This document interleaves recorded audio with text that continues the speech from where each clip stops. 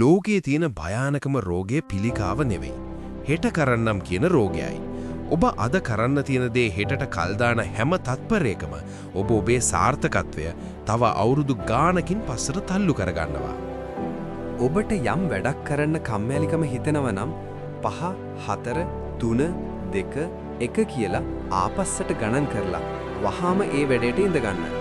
ඔබේ මොළයට තීරණයක් ගන්න දෙන්න එපා. තීරණය ඔබ ගන්න. කිසියම් වැඩක් කරන්න විනාඩි 2කට වඩා අඩු කාලයක් යනවා නම් ඒක දැන්ම කරන්න. උදාහරණයක් විදිහට මේසය පිළිවෙල කරන එක. ඊමේල් එකකට රිප්ලයි කරන එක. පොඩි වැඩ අවසන් වෙද්දී ඔබට ලොකු වැඩ කරන්න අමුතු ශක්තියක් ලැබෙනවා. වැඩේ අමාරුව ගැන හිතන්නේ නැතුව ඒ වැඩේ ඉවර වුණාම ඔබට දැනෙන සතුට සහ නිදහස ගැන හිතන්න. ඒ නිදහස ඔබේ මොටිවේෂන් බවට පත් කරගන්න. මතක තියාගන්න, සාර්ථක මිනිස්සු කියන්නේ කම්මැලි නැති මිනිස්සු නෙවෙයි.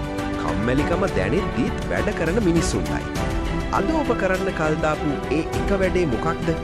දැම්ම ඒක කරන්න පටන් ගන්න. ඒක පහලින් කමෙන්ට් කරන්න.